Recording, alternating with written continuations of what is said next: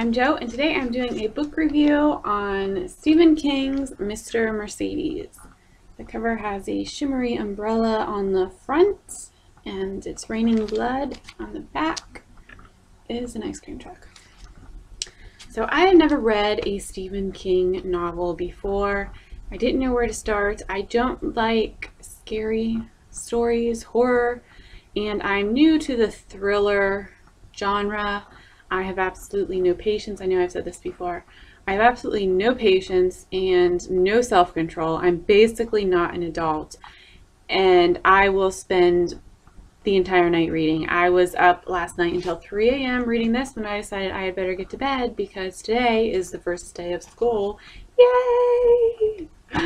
So my children are at school, which is also why I'm out here in the living room in front of my pretty bookshelf and better lighting. This story is about a retired detective and a case of his that was unsolved. Mr. Mercedes is a man that stole a Mercedes and drove into a crowd of people standing outside a job fair. He killed a bunch of people. He was very good at covering his tracks and not leaving any sort of DNA or fibers in the car. Another thing that they couldn't figure out was how he got into the car because the owner insisted that it was locked and the car had not been broken into. Mr. Mercedes kills all these people. Then he tortures the woman whose car he stole. The police don't know that the killer had contacted the owner of the car, and she eventually committed suicide. This cop is retired, and he gets a letter in the mail from the Mr. Mercedes, and instead of turning it over to the police, which he should do, he decides he's going to solve this on his own.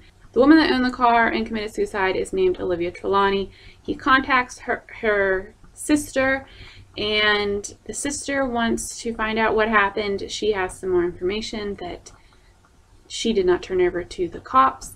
So together they set out to solve this and bring justice to her sister's suicide and find out who killed all these people. There are a lot of wonderful characters in this book, and I will warn you that there is some sort of V.C. Andrews stuff going on with the killer and his mother. It is really gross. Yeah. Mr. Mercedes is a substitute husband for his mother. So they have a weird, gross relationship. So that's in there, and I nearly quit reading the book because I was just, oh, this is not what I wanted to read. So I just want to warn you, there are some gross bits. They aren't too often through the story, but they are there, so be forewarned. So I enjoyed this book, and I am glad that I have now read a Stephen King novel.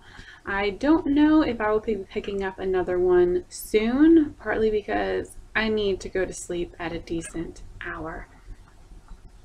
No self-control. Of course, it's Stephen King, so I think that he automatically just gets a lot of good reviews. And I really don't know that I would recommend. It was a good book, and I enjoyed it, but I just don't know. I'm so torn about the gross V.C. Andrews-esque part of it that I don't know that I can recommend it. I have to think about that some more. I mean, it wasn't a major part of the story, but it was a very large part of the killer's story. I understand that putting that in there really told us a lot about the killer's life and the messed up stuff that he grew up with and everything. I just did not like it. Ew. I just didn't like that part. If you've read this book, I would love to hear what you thought about it. If you've read another Stephen King book, I have heard a lot about his one, what is it called? 11, 22, 6, The one about JFK. I would love to know what you read this weekend. Let me know if it was something good. Let me know what you think about Stephen King. Tell me what your favorite Stephen King book was. So I guess that's all I have to say about this book. I will see you later. Bye.